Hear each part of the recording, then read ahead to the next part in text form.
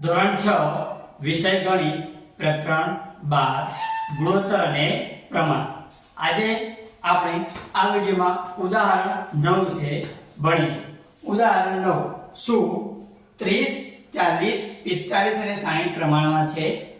30 40 45 અને 60 માં પ્રમાણ છે એ આપણે ચેક કરવાનું છે। તો સૌપ્રથમ શું કરશું તો 30 અને 40 ને પહેલા શું કરશું આપણે ગુણોત્તર લઈશું। તો 30 અને 40 નો ગુણોત્તર, કોનો ગુણોત્તર? 30 અને 40 નો શું લેશું ગુણોત્તર, તો 30 ભાગ્યા 40 શું થશે? ઉપર નીચે 0 0 ઉડી જશે તો વધ્યું શું 3 ભાગ્યા 4, 3 ભાગ્યા 4 એટલે શું થશે 3/4। તો પહેલો ગુણોત્તર આવ્યો 3/4।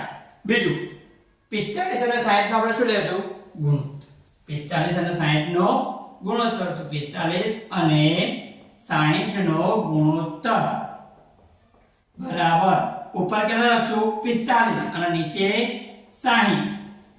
હવે કોઈ એવો ઘડિયો બોલશું કે જેમાં 45 પણ આવે અને 60 પણ આવે, તો 15 તારી 45, 15 તારી 45, 60 એટલે 15 ચોક 60, 60 એટલે 15 ચોક 60, ઉપર નીચે 15 15 ઉડી જશે તો વધ્યું શું 3 ભાગ્યા 4। આપણને ગુણોત્તર કયો મળ્યો 3/4। તો બંને ગુણોત્તર કેવા આવ્યા સરખા, બંને ગુણોત્તર કેવા આવ્યા સરખા। એનો મતલબ શું થયો કે આ 30 40 45 અને 60 પ્રમાણમાં છે। અહીં આગળ 30/40 45/60 થયું। એનો મતલબ એમ કે 30 40 45 અને 60 પ્રમાણમાં છે।